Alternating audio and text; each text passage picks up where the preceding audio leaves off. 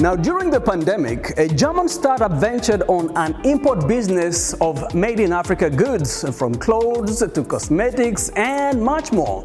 But Manuyoo was looking for more than products. It was also looking to create a new narrative about African products. Red Carpet's Mayra de Lassalette spoke to Manuyoo's co-founder about the impact it has created. Let's take a look.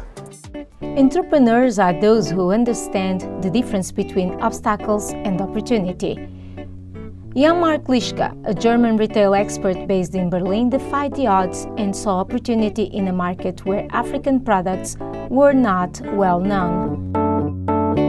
In 2020, he launched Manuyoo, a retail startup with the goal of increasing the number of African products in Europe, specifically in Germany. We are importing only a very small share, less than 7% of our total imports into the European Union come from the African countries. And we want to change that. We also want to impact the narratives we see about Africa, because as of today, most of what we hear about Africa is very negative. So it's about terror, it's about poverty, it's about problems, it's about instability, and so we also want to impact that by giving positive examples and by showing what entrepreneurship at the African continent means today. The first thing we did was to do our homework, to do a lot of research in order to find products where we think they are interesting for the German, for the European customer. For Mr. Lischka, African entrepreneurship can develop not only through aid, but also by creating more platforms like Manuyoo. And Dr. Tigist Mekonnen, a development economist for the World Bank, agrees. She says that any aid needs to be aligned with enhancing the productive capacity on skills development and technology. First of all, Africa needs good governance and accountability. So a more sophisticated leadership skill needs to be developed first, guide the continent into development. For the last 16 years, over $1.5 trillion in development aid actually has been transferred from rich countries to Africa. However, when we look at the impacts on poverty, currently over 75% of the world poor live in Africa.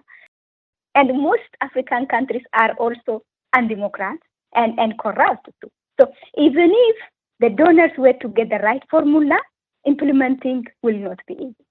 So to overcome all these gaps, first creating conducive institutional environment for business enterprises, and then moving the aid money to support this business might be helpful. From Johannesburg, fashion designer and businesswoman Papama Ramogase talked to VOA about what it means to partner with Manuyoo. We get a lot of customers or just individuals from Germany email, because we're an online-based business primarily, that will email us saying, hi, do you distribute in Germany? Hi, we've seen this brand on social media. We'd like to know where to get it. I'm from Berlin, I'm from Munich. So it was just so beautiful when they contacted us at the perfect time to kind of partner up with us in order to spread this message in their domain, because we are currently in Paris, in the UK, we are in Brussels, we are in other places in Europe. Just Germany is the market we hadn't tapped into, but we had our eyes set, and it's just a fantastic opportunity to be able to have them access this t-shirt. Manuyoo is also about telling stories, because only with telling stories we create change and we create impact. And there are many visions and aspirations behind these brands. Frida Obenga Mpofo, founder of Kahimi, a Ghanaian cosmetics company which sources locally, tells her story. Because business now has to be more than profit, so we believe very much in impact. And so because of that, we source locally and provide sustainable employment to help our local community. So all of our employees are hired from our immediate local community, and the women that we work with are also based in northern Ghana, where we source our shea butter, and purchase fair traded raw materials. The Manuyoo world claims to be unique, sustainable, and empowering. In Washington, D.C., Mayra Lassalette for Voice of America.